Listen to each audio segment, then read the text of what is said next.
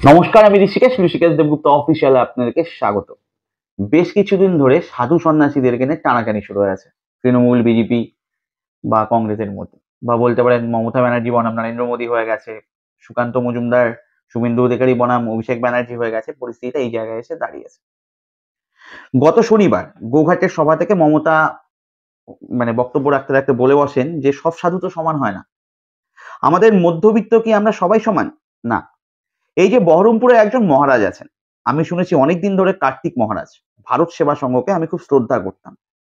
আমার একটা শ্রদ্ধার তালিকায় তারা দীর্ঘদিন ধরে আছেন। কিন্তু যে লোকটা বলে আমরা তৃণমূল কংগ্রেসে এজেন্টকে বসতে দিব না, সেই লোকটাকে আমি সাধু মনে করি না। তার কারণ তিনি ডিরেক্ট পলিটিক্স করে দেশটা সর্বনাশ করছেন। এতটুকু পর্যন্ত তিনি কার্তিক মহারাজকে নিয়ে বলেছেন। তারপরে তিনি রামকৃষ্ণ মিশনের একটি শাখাকে নিয়ে বলেন, সেটা আসানসোলের শাখা। আমি চিহ্নিত করেছি কে কে করেছেন। আসানসোলে একটা রামকৃষ্ণ মিশন আছে, আমি রামকৃষ্ণ মিশনকে কি হেল্প করিনি? সিপিআইএম যখন খাবার বন্ধ করে দিয়েছিল আপনাদের অস্তিত্ব নিয়ে, স্বাধিকার নিয়ে, তখন আমি পুরো সমর্থন করেছিলাম। মা বোনেরা আসতো, তরকারি কেটে দিত। কিন্তু আমি জানি কয়েকজন, সবাই তো নয়, আমি শুনলাম আসানসোলে একটি মিশন আছে। তিনি আরো বলেন দিল্লি থেকে নির্দেশ আসে, বলে বিজেপিকে ভোট দেওয়ার জন্য বলো। কেন করবেন সাধু সন্তরা এই কাজ? রামকৃষ্ণ মিশনকে সবাই শ্রদ্ধা করে, ওদের কাছে একটা হোয়াটসঅ্যাপ গ্রুপ আছে, ওদের যারা সদস্য হন, যারা দীক্ষা নেন, তাদেরকে আমি ভালোবাসতে পারি, আমি দীক্ষা নিতে পারি। কিন্তু রামকৃষ্ণ মিশন কোনোদিন ভোট দেয় না, এটা আমি জানি। তাহলে কেন আমি অন্যকে ভোট দিতে বলবো? কেউ কেউ নিয়ম লঙ্ঘন করেছে, সবাই নয়। এখানে একটা জায়গা স্পষ্ট যে তিনি নির্দিষ্টভাবে কিছু লোককে নিয়ে বলেছেন, বা গোটা ভারতবর্ষ, পশ্চিমবঙ্গে রামকৃষ্ণ মিশনের যেখানে যেখানে শাখা রয়েছে তাদের মধ্যে একটি শাখা আসানসোলকে নিয়ে বলেছেন। ভারত সেবাশ্রমেরও একটি শাখার একজন মহারাজকে নিয়ে তিনি বলেছেন। এবার কি হলো?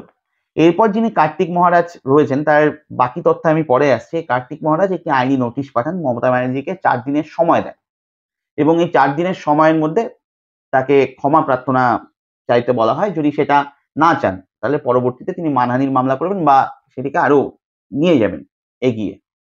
আপনারা কি ভাবলেন তাহলে মমতা ব্যানার্জি এখানে থেমে গেছে? একদম না।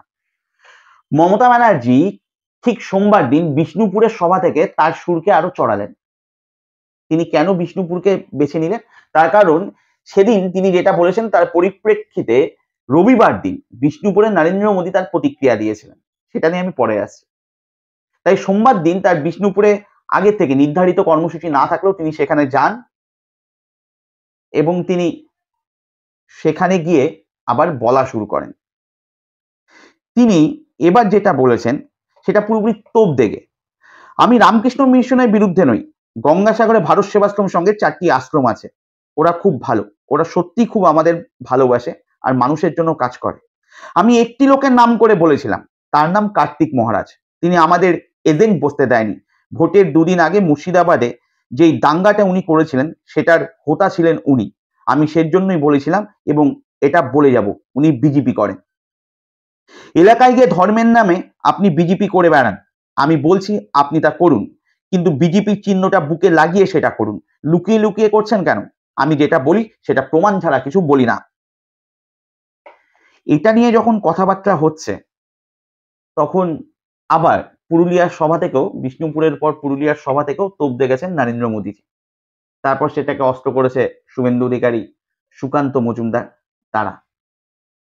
এবার এই কার্তিক মহারাজের পক্ষ হয়ে যখন গোটা বাংলা তথা ভারতবর্ষের বিজেপি মমতার দিকে বন্দুক তাক করেছে, তখন হঠাৎ করে তাদের ফোকাসটা কিছুক্ষণের জন্য নড়ে যায় যখন অধীর রঞ্জন চৌধুরী এই কার্তিক মহারাজকে আক্রমণ করে বসে। তার কারণ বেসিক্যালি যেটা হয় আমরা দেখেছি যে মমতা ব্যানার্জি এবং অধীর রঞ্জন চৌধুরী দুজন দুই মেরুতে থাকেন। কার্তিক মহারাজকে নিয়েও মমতা ব্যানার্জি বলতে গিয়ে বলেছেন যে আগে অধীর রঞ্জন চৌধুরীর সাথে ছিলেন, কংগ্রেসের সাথে ছিলেন, এখন বিজেপির সাথে আছে, ব্যাপারটা এরকম।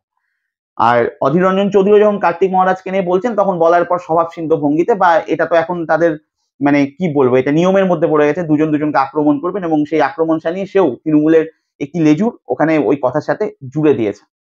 কিন্তু বেসিক্যালি তিনি ওখানকার স্থানীয় মানুষ, ওখানকার স্থানীয় লিডার উনি, তো স্বাভাবিকভাবেই তিনিও ভালো জানবেন এটা মানুষের কাছে বা জনমানুষে একটা মানে রেইজ করেছিল বিষয়টা, তিনি তো নিশ্চয়ই ভালো জানবেন। এবং তিনি কি বলেছেন, তিনি বলেন উনি সাধু কেমন এখানকার মানুষ জানে, সাধু সন্তের যেমন চরিত্র হওয়া প্রয়োজন সেই চরিত্র তার নেই। তিনি সরাসরি রাজনৈতিক ব্যক্তিত্ব হিসেবেই এখানকার মানুষের কাছে পরিচিত। ধর্মের কথা অপরকে না বলে নিজে পড়ুন, নিজে শিখুন, নিজে আগে ধর্ম পালন করুন, তারপর লোককে শেখান। এরপরে যেটা বলার তিনি বলেছেন, কিন্তু এই জায়গাতে গিয়ে কোথাও মমতা ব্যানার্জি এবং অধীর রঞ্জন চৌধুরীর সুর এক জায়গায় চলে এসেছে। এবারে কে এই কার্তিক মহারাজ? কার্তিক মহারাজ যখন এই বেলডাঙ্গায় আসে, তার হাত ধরে এখানকার ভারত সেবাশ্রম আশ্রমটি প্রতিষ্ঠা হয়। তিনি তার সাথে নিজে কিছু নিয়ে আসেননি, তিনি ওখানে একটি ছাপরা বানান দোচালার, সেখানে থাকেন, তারপর আস্তে আস্তে ভিক্ষে করে সাহায্য চেয়ে সেখানে তিনি একটি আশ্রম প্রতিষ্ঠা করেন বা মন্দির প্রতিষ্ঠা করেন। তারপর সেখানে সে 12টা স্কুল বানায়, একটি হাসপাতাল বানায়। তো তিনি সমাজের জন্য ওখানে কাজ করতে থাকেন। এই 12টি স্কুলে অনেক স্টুডেন্ট রয়েছে, তার মধ্যে এই মানে 80% মুসলিম রয়েছে। তো এরকম ব্যাপার নেই কেবলমাত্র হিন্দুদেরকে তিনি সাহায্য করেন, যা তার কথা। একটি ছাত্রাবাস রয়েছে, ওখানে হোস্টেল টাইপের রয়েছে, ওখানে প্রায় 450 জনের মতো আদিবাসী ছাত্ররা থাকেন। তো এই কার্তিক মহারাজ এটা করতে গিয়ে, এই সাহায্য চাইতে গিয়ে বা এই প্রতিষ্ঠানের মানে ভালোর জন্য তিনি যখন মানুষের কাছে হাত পাতেন, এটা করতে করতে একটা পরিচিতি তার ওখানে হয়ে গেছে। এবার পরিচিতি হলে কি হয়, আর সাধু সন্তদের প্রতি মানুষের এমনি একটা ফেথ থাকে, শ্রদ্ধা থাকে, তাদের জীবনযাপনকে মানুষ শ্রদ্ধা করে, কুর্নিশ জানায়। তো সেই জায়গা থেকে অনেক মানুষ তাদের আশেপাশে আসে, তাদের ভক্ত হয় বা অনুগামী হয়।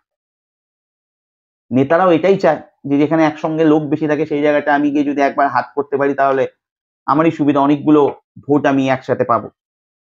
আর যখন একজন সন্ন্যাসী দণ্ডমুণ্ডের কর্তা হয়ে যান বা সে সমাজের একটা অধিষ্ঠিত জায়গায় থাকে, মানুষ তাকে শ্রদ্ধার নজরে দেখেন, তখন তাকে ডাইরেক্ট বলতে হয় না সরাসরি যে তুমি বিজেপিকে ভোট দাও, তুমি তৃণমূলকে ভোট দাও।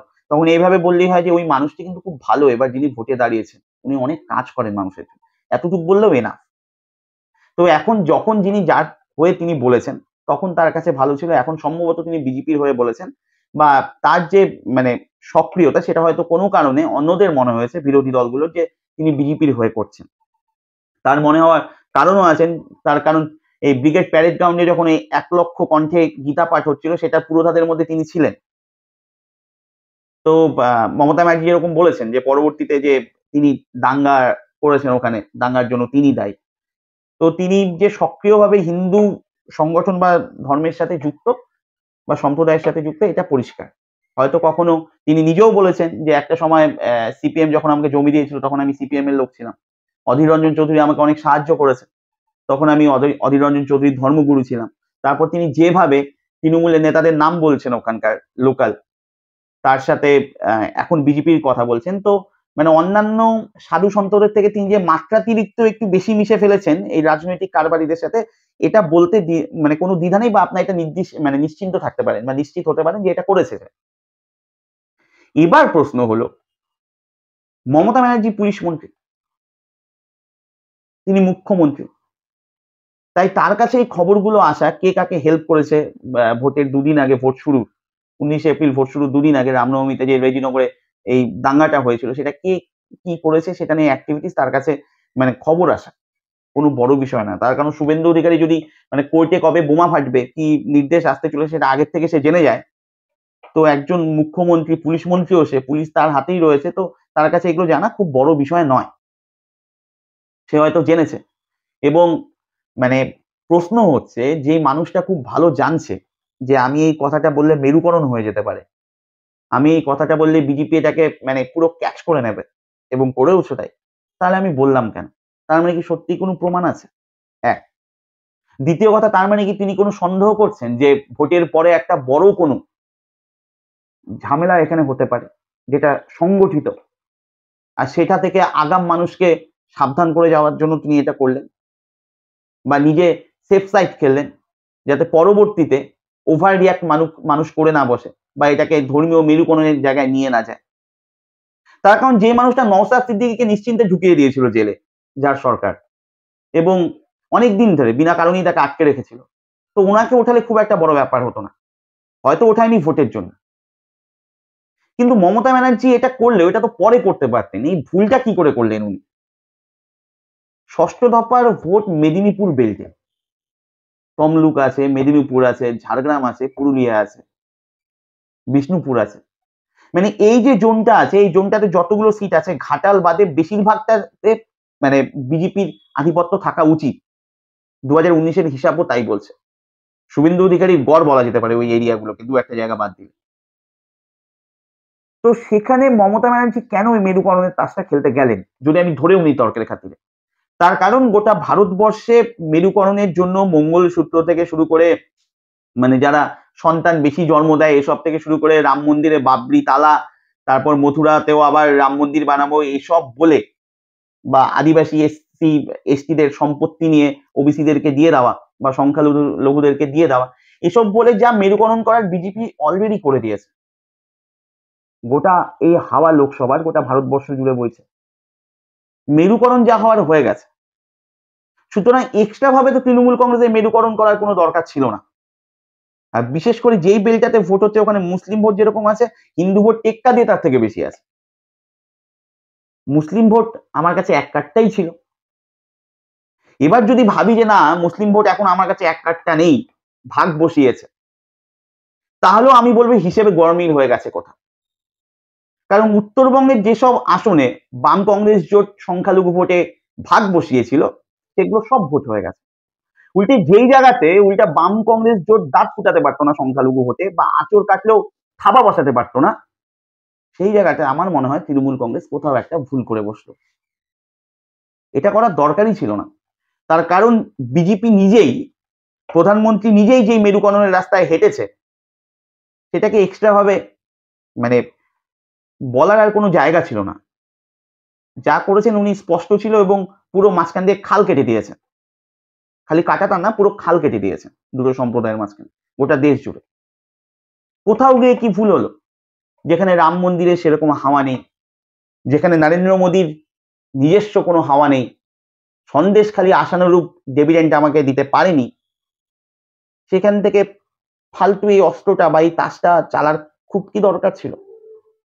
প্রশ্ন এখানে। দেখুন শুভেন্দু অধিকারী আবার বলছেন যে ইমামরা যখন তৃণমূলের হয়ে বা বঙ্গীয় ইমাম পরিষদ যে রয়েছে সেই সংগঠন থেকে যখন তৃণমূলের হয়ে ভোট ভিক্ষা চাওয়া হয় তখন কি কিছু হয় না? তাহলে সাধুরা চাইলে কি হবে? বিষয় সেটা নয়। বিষয় তৃণমূল কংগ্রেস হোক, বিজেপি হোক, নরেন্দ্র মোদী হোক, মমতা ব্যানার্জি হোক, রাজনীতি আপনারা করুন, ধর্ম নিয়ে করবেন, সম্প্রদায় নিয়ে করবেন, তাছাড়া বলার মতো কারো কাছেই হয়তো কিছু নেই। এর জন্যই মানে দুজনেরই এই অবস্থা, এগুলো নিয়ে করতে হচ্ছে। কিন্তু করতে গিয়ে দেখবেন যাতে এই যে আমার আপনাদের মতো যে সাধারণ মানুষগুলো রয়েছে, যাদের ভোটে আপনারা কেউ মুখ্যমন্ত্রী কেউ প্রধানমন্ত্রী, এই উলু খাগড়া আলা মানুষগুলোর যাতে প্রাণ না যায়। কারণ হিসেব যেদিকে যাচ্ছে তাতে ধিক ধিক করে আগুন জ্বলছে। পরিবেশ যদি আরেকটু সহায় দেয়, একটু হাওয়া এদিক ওদিক হয়, বা হাওয়া যদি আরেকটু বেগে বওয়া শুরু করে, দাউ দাউ করে চলবে, দাবানলে পরিণত হবে। সব থেকে দুঃখের কোথায় জানেন? মানে আমার কেন মনে হচ্ছে এই হিসেবটা ভুল হয়ে গেল, এবং ইতিহাস ক্ষমা করবে না। তার কারণ বিজেপি এখনো পর্যন্ত তন্ন তন্ন করে সেই শিকড়টা খোঁজা মানে খুঁজে চলছে, বা সেই রাজকেশটা খোঁজার চেষ্টা করছে, যেটা বাঙালির আত্মা, যেটা বাঙালির প্রাণ। কারণ হিন্দুত্ব তাস খেলতে খেলতে খেলতে খেলতে বিজেপি ক্লান্ত হয়ে গেছে, জিভ বেরিয়ে গেছে, কিন্তু কোথাও গিয়ে বাঙালি হওয়া যায়নি। যেই নেতারা বাঙালি থেকে বিজেপি করতে গেছে তারা হিন্দু হয়ে গেছে হিন্দি বলয়ের, কিন্তু বাংলার বাঙালি হয়ে থাকতে পারেনি, বা ওই হিন্দি বলয় হিন্দুদেরকে বাঙালিতে পরিণত করতে পারেনি। সেটা 34 বছরে বাম জামানাই হোক, বা সেটা বিদ্যাসাগর, রবীন্দ্রনাথ, কাজী নজরুল ইসলাম, স্বামী বিবেকানন্দ, রাজা রামমোহন রায়ের শিক্ষাই হোক, বা নেতাজি সুভাষচন্দ্র বোসের পথ নির্দেশিকাই হোক, বাঙালি এখনো বাঙালিতেই আছে। সে হিন্দু মুসলিমের ঊর্ধ্বে উঠেছে বাঙালি। আমি জানি সে জায়গাটা অনেকটা ক্ষতিগ্রস্ত হয়েছে, তার জন্য কারা দায়ী আমরা প্রত্যেকেই জানি। কিন্তু তারপরে যখন একটা দল ক্রমাগত চেষ্টা করেই চলেছে উপর থেকে চাপিয়ে দেওয়ার, আমার ভিতরের যে আত্মা সেটাকে বের করে দিয়ে অন্য একটি আত্মাকে আমার শরীরে প্রবেশ করে শরীরকে চালিত করার, সেখানে আমার শরীরের উচিত আপ্রাণ চেষ্টা করে সেই আত্মাকে আঁকড়ে রাখা, যাতে আমার আমিত্ব বজায় থাকে। শরীর যখন তাকে উল্টা ঠেলে দিবে বাইরে বের করার জন্য সেই আত্মাকে, তাহলে বাইরে থেকে যে চেষ্টা করছে আমার ভিতরে আত্মা প্রবেশ করিয়ে দেওয়ার, তাকে ইতিহাস যতটা না মানে রক্তচক্ষু বা নির্দিষ্ট লক্ষ্য করে পাথরের দৃষ্টিতে দেখবে, তার থেকে বেশি যেই শরীরকে আঁকড়ে ধরে আমার আত্মা থাকতে চায়, সেই শরীর যখন ওই আত্মাকে ঠেলে বের করে দেওয়ার চেষ্টা করবে, তাকে আর যাই হোক ইতিহাস কখনো ক্ষমা করবে না। ভালো থাকবেন। নমস্কার।